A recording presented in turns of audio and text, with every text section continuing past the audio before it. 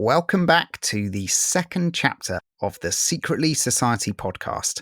We hope you enjoyed exploring London with Jason Molina and reimagining cult albums with Jens Lekman in our debut season. We are once again ready to open up our storytelling audiobooks.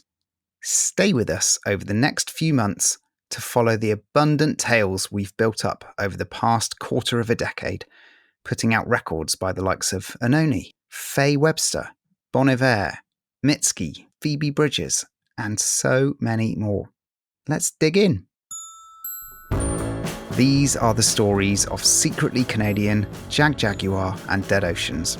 We're bringing back the Secretly Society podcast as a continued platform for storytelling, a means for expanding the context and themes surrounding the music, from multi-part documentaries to quiz shows, and perhaps even some experimentalism along the way. The Secretly Society podcast will prioritise the voices and stories of our artists, staff, and collaborators. First-person perspectives on some of your favourite records, and maybe a few you might have missed. With episodes on DeYarmond Edison, a band that originated in Eau Claire, Wisconsin, and moved to Raleigh, North Carolina to pursue learning, growth, and collaboration, and whose ultimate breakup led to the birth of two bands that changed the music landscape thereafter, Bon Iver and Megafaun, as narrated by the executive producer and author of Epoch, Grayson Haver Currin. Bigger than any of the music, certainly bigger than any of the music we came up with, was the depth of our relationships and the depth of which we were able to hold another human being as accountable as we were holding one another as 17, 18, 19-year-old kids. Far outweighs any of the music we played in that band, far outweighs any of the music I've made since then, I think.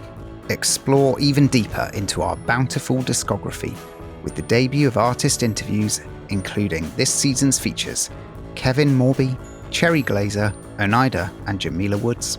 But once we were like, wow, you mean like we can add things in mastering? We were like, well, the song really should end with a gong hit. Do you have any gongs in a mastering studio? You feel the urge to listen to something made by not a man. As someone who's always trying to feed off of art, that's something that I absolutely need.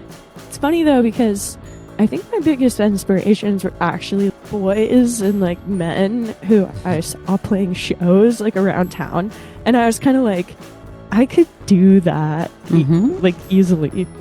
My time getting into poetry in high school really gave me confidence in my writing. It was just this aha moment. I had sang in a lot of choirs before and always was the strong choir member, not the person getting the solo so much. But I think getting more into writing made me excited of just seeing what my voice could do with songs that I wrote for myself. I just started to realize, I think people are relating to my songs and I can probably do this on my own, and maybe it's best if I do that and step away from both bands in this exhausting schedule and kind of just start my own thing and see where that takes me.